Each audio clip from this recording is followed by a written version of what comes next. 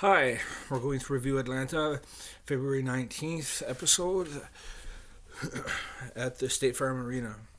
I'm going to read the blurb I have about the match and then we'll talk about it. These can be found in the description of the video or at prowrestlingreviews.com. You'll find reviews to every single Dynamite episode ever since the beginning. First 10 episodes of Dark, all the pay-per-views except for Full Gear. You'll find card information, like anything you want to know about like the shows and the results and any possible information about like where the show was and how it did. It's all there, and NXT is there. Not the viewership or the attendance though, and Impact is there as well.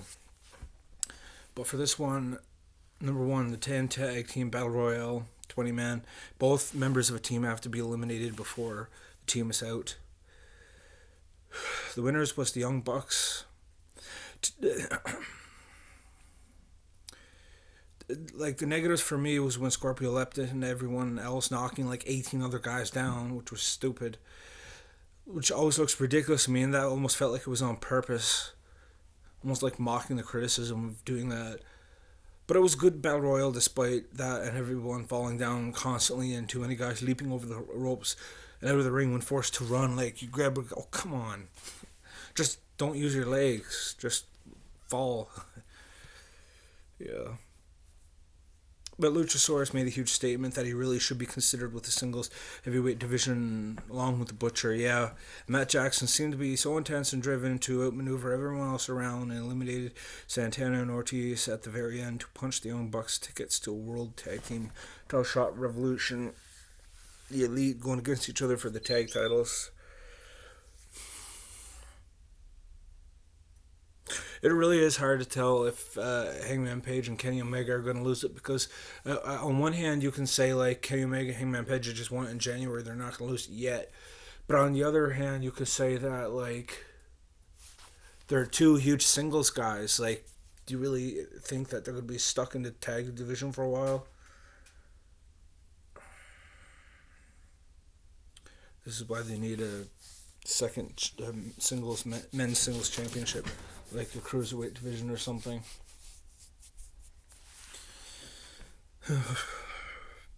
Yeah, okay.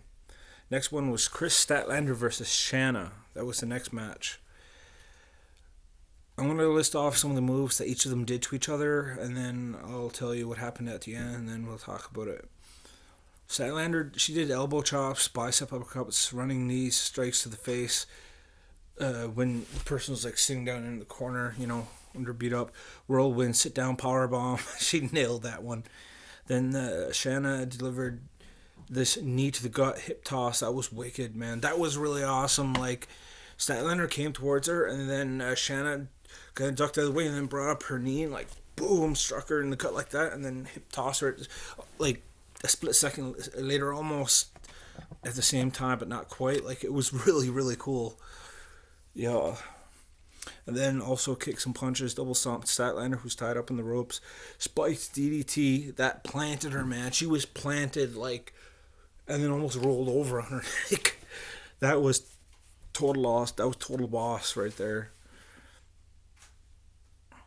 And then running double drop kick Statlander's face, who was, like, halfway between the two ring posts, just, like, against the bottom ropes, like, tired.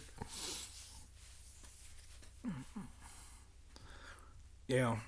In the end, Statlander counters Shanna with a stunner, and then she did her package tombstone to win the match.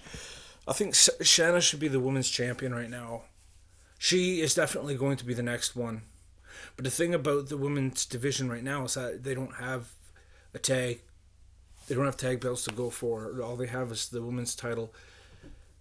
But I think that's where it needs to be right now because AEW seems to be struggling with like showing the women's division and showing the tag division, showing the singles division, and building up storylines at the same time. Like they don't need women's tag belts. I don't like the idea of women's tag belts anyway.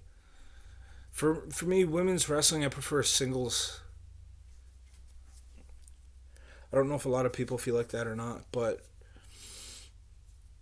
And I don't know if Chris Statlander will get the belt soon or not because Nyla Rose is probably going to keep the damn thing for like a friggin' year. Or win it and lose it, like which is the same thing in my opinion.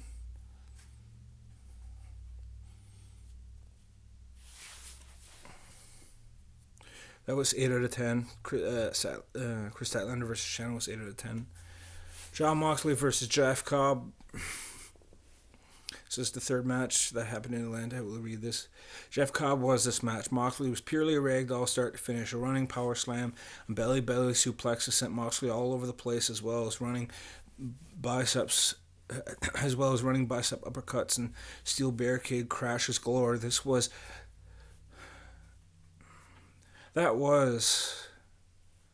this match. That was this match, yeah. And it ended with Jon Moxley hooking Jeff Cobb's legs after getting superplexed off the top ropes to pick up the cheap win. Obviously, this match was made to make Cobb look like a powerhouse badass. Very much a squash match, but Cobb should have done more than belly to bellies. Yeah, he should have done more than belly to bellies. That's basically all he did was belly to belly suplexes. And sending him running into the steel barricades, and I think he might have been punching him and stuff, maybe a bit of kicks and stuff, like, not a whole lot. And then the belly to belly was like, if I was going, now this is the part where we talk about the match now, I want to talk about it from Jeff Cobb's point of view, because to me, Jon Moxley is boring. He didn't do anything in the match. He just hooked his leg over and pinned Jeff Cobb at the very end to get the victory.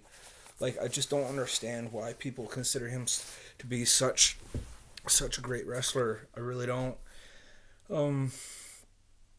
Jeff Cobb should have done like power. If I said we're gonna make you look like a crazy ass powerhouse and I'll take whatever move you want, however many in a row, I'd say really. I'd say okay. First, I want to do knee to the gut hip toss at the same time, like what Shanna did to Statlander. I'd want to start it off with that, and then when I toss you behind me and you land, I'm gonna like land a good driving elbow into you. Then I would pick you up and do a jackknife power bomb, and then I would do a sidewalk slam, and then I would do a perfect driver off the top ropes. Then I would do a pile driver, then a running spinning power slam, the type of power slam that Jeff Cobb did to Jon Moxley in Austin, Texas. Yeah, that one. He just came down and did the power slam. That was such a good power slam. That was wicked. But, hey!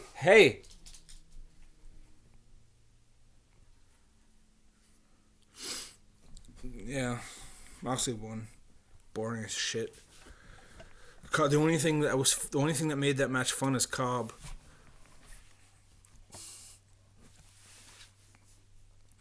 Fourth match was Adam Page and Kenny Omega, the tag team champions, versus Lucha Brothers.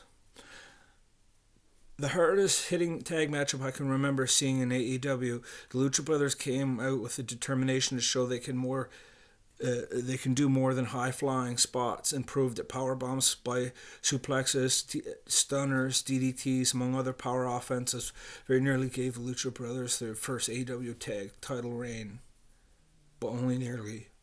Hangman Page pulverized Pentagon with the crossbody back toss, and then a pinfall version of it, power bombs of his own, a dive out the ring, sending Pentagon crashing to the barricades. Omega was his live wire self with snapdragon suplexes, V-triggers, countered a pile driver on the ring apron to Pentagon Jr. with back body toss. There was plenty of other gems in this title match that makes it a must-watch. Page and Omega hit their buckshot lariat V-trigger combo attack to keep their titles and bring themselves into Revolution against the Young Bucks.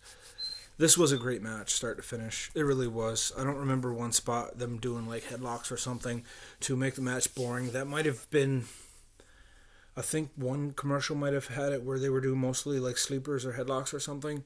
But to me, like if it's in that commercial portion, it's picture in picture, and the commercials are so distracting, I don't really mind. It's just when it's like definitely like the show is on and it's not during commercials that it has to be really good. And it was really good for all those times, definitely.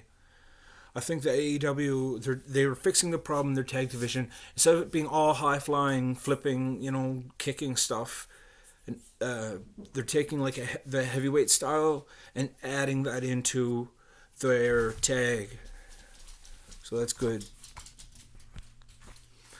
And then Cody versus Wardlow, last match, the cage match, Wardlow's debut. So what do we think of it? I'll read the blurb here and talk about it. 5. Cody versus Wardlow, cage match, Wardlow's debut. Wardlow showed off his skills of dominance and took Cody's school practically the whole match. Cody was vertical suplex, front tossed, thrown into the cage head first, busted his head open and bled everywhere.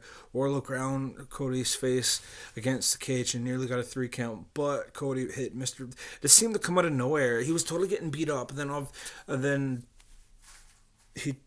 I think he disaster kicked Wardlow or something, and Wardlow was down, and then he took the diamond ring from Wardlow at that point. And then I believe that's how it went. And then he hit Wardlow in the head with the Dynamite Diamond Ring, then landed a crossroads, went for a pinfall. Wardlow kicked out, but barely. And then Cody climbed up to the top of the cage, and he finished with a moonsault off the top of the cage to win the match, and moved to within breathing distance of MJF. But Wardlow was put over big time in this match. So was Cody. This match was a huge step forward for both. Like, there was no title on the line. Nobody cared about rankings for that match. Like, yeah, that put Wardlow over. I'd love to see Wardlow versus Cobb. That would be wicked. That would be really cool. Wardlow versus Cobb. To me, that would be a really good one. And Luchasaurus being in the singles division too. I mean, he's this huge, big-ass guy, and he's so powerful, and he's got so much character. Then he's stuck in the singles division with Marco Stunt and Jungle Boy. Like, no. Anyway, yeah, that's my thoughts about this, the matches on this episode. And we didn't see Dustin Rhodes. If he is getting a singles push, the second TV show is coming out. I don't know if they're going to have a Cruiserweight Championship on that, or like United States Championship or North American Championship, or what they're going to have. I don't know if Dustin Rhodes is going to get a singles run. If he's going to do that, he should get another singles match next week on Dynamite. It would have to be Dynamite. You can't make him win at Revolution, one of your 4 pay-per-views of the year, and not make at least 1 or 2 of his matches beforehand. Not make it on Dynamite. Like, if you put it on Dynamite, people can follow it, and it builds up the hype to the match. On a side note, one thing I'm wondering about is Joey Janela. Everybody likes him. Every time he comes down to the ring, people cheer his name. When it comes to the merchandise, like Cody Rhodes said, he moves the needle. He moves stuff. But, like, for some reason, man, he's always friggin' losing. And then he had a feud with Sean Spears. And I think they had a very lackluster crap match or something. And then now he's in a feud with Kip Sabian because his ex-girlfriend started and Kip Sabian's an asshole. And that was going, and like on the Bash at the Beach, and then Rock and Regret Scene and the promo. And then Revolution's coming up, and it's like, what about Janela and Sabian? Like, why can't they have a match? Even if it's on the pre-show. But one thing I'm really glad that we haven't heard anything about is any 6-man tag matches. So far, we have not heard about a 6-man tag match on any of the pay-per-views. And I hope they don't have it. I hope they do not have it.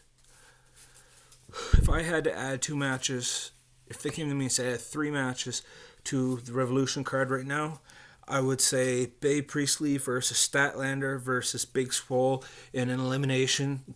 Bae Priestley Statlander is the one to win. And then I would also put Joey Janela versus Kip Sabian in there. And then the third match, I would probably put like Wardlow versus Cobb. That would be cool. That would be kind of out of nowhere. The thing about wrestling, it has to have storylines. Perplexing. But that's what I would do on top of what I got now. I'd have Statlander, Big Swole, and Bae Priestley. Statlander would win. I would also have